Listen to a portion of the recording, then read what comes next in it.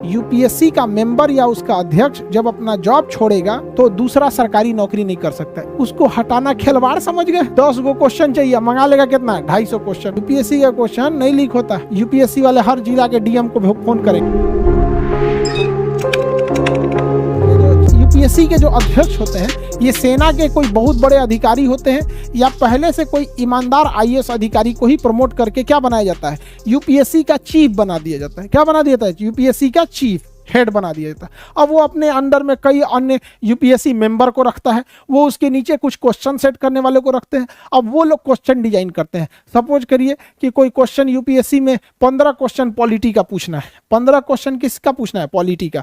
तो अब ये यूपीएससी वाले क्या कहेंगे, जितने सेंट्रल यूनिवर्सिटी हैं जैसे जेएनयू है, डीयू है, इलाहाबाद यूनिवर्सिटी है, साउथ की कुछ यूनिवर्सिटी हो गई, असम की, उड़ीसा की, बिहार की, झारखंड, राजस्थान, गुजरात, महाराष्ट्र, छत्तीसगढ़, सारे यूनिवर्सिटी को बोलेंगे लोग, ए भैया देखो प्रोफेसर कौन कौन हो, एगो क्वेश्चन सेट करके दो। अब 10 गो क्वेश्चन चाहिए, अब मंगा लेगा लोग ये लोग 250 क्वेश्चन। 10 गो क्वेश्चन चाहिए, मंगा लेगा कितना, 250 क्वेश्चन। अब हो सकता है कि किस प्रोफेसर से मंगाया, किससे नहीं मंगाया, किसी को नहीं पता है। अब जैसे आप बड़े यूनिवर्सिटी में जाएंगे तो एक ही सब्जेक्ट के 4-5 गो प्रोफेसर रहते हैं, उसमें एक हेड ऑफ डिपार्टमेंट होता है, एचओडी। अब उसके बाद ये लोग डिसाइड करेंगे इस 250 में से कै गो 10 गो को डाला जाए क्वेश्चन। तो ऐसा ये लोग खुल के पब्लिकली थोड़ी बताएंगे, लेकिन क्वेश्चन में कैसे सेट करते हैं। पता चला क्वेश्चन में हिला दिया यूपीएससी का, आज लेना लीक हुआ है। यूपीएससी का क्वेश्चन नहीं लीक होता। अब क्वेश्चन सेट हो गया, अब ये सेंटर अलॉट करेंगे। यूपीएससी वाले हर जिला के डीएम को फोन करेंगे, मेरा 16 तारीख को एग्जाम है, सेंटर खाली रहना चाहिए। डीएम को कह देंगे तुम ही यूपीएससी से गया है, 16 तारीख को हमको सेंटर खाली करके दो, स्कूल इतना इतना तुम्हारे जिला में चाहिए। वो स्कूल खाली करके दे देगा। वहाँ एक दिन पहले क्वेश्चन पहुंच जाएगा, आप लोग बैठ के एग्जाम दे देंगे, कॉपी जमा हो जाएगा, अगले दिन अखबार में वेबसाइट पे आ जाएगा, आप जाके आंसर मिलाइएगा। उसके घर फोन करेगा, मम्मी तबीयत ना खराब हो गया था, इस बार गड़बड़ा गया थोड़ा सा, 2 नंबर से गड़बड़ हुए हैं। जितना खचरा बोलता है 2 नंबर से गड़बड़ हुए हैं, बहुत ही ज्यादा नंबर से गड़बड़ हुआ रहता है। ये 2 नंबर बहाना है। समझ में आ गया कि नहीं आ गया?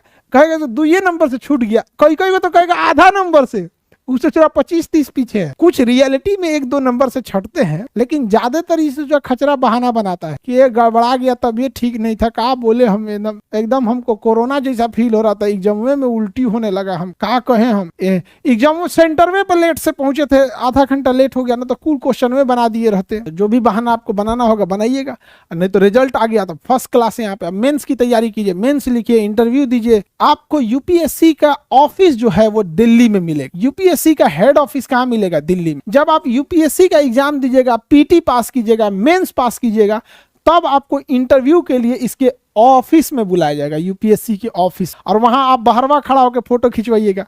क्या पता कि एक बार तो इंटरव्यू में पहुंच गए, अगली बार पीटी भी पास हो पाएंगे कि नहीं। बहुत बार ऐसा आप लोग को कभी मिलवाएंगे। एक मतलब अभी सर्विंग आईपीएस है, इंडियन पुलिस सर्विस आईएएस, अभी तो ट्रेनिंग में, तो अभी वो जॉब सर्विस में है, वो बंदा इंडियन पुलिस सर्विस आईपीएस में अभी ट्रेनिंग में है, और यूपीएससी का पीटी नहीं निकला। उसने दोबारा भरा कि इस बार हमको मेहनत करना है और जम के पढ़ना है और डीएम निकालना है, आईपीएस से उठा के डीएम, पीटी ना निकला। आप सोच सकते हैं कि उस आदमी से पीटी नहीं निकला तो यूपीएससी कितना टफ एग्जाम लेती। इसलिए यूपीएससी को आप हल्के में नहीं ले सकते। कभी मिलवाएंगे, ट्रेनिंग वगैरह खत्म हो तो आप लोगों से, तो यूपीएससी काफी चैलेंजिंग एग्जाम हो जाता। आगे बढ़ जा। यूपीएससी के अगर अध्यक्ष है, जो यूपीएससी का कौन है? अध्यक्ष।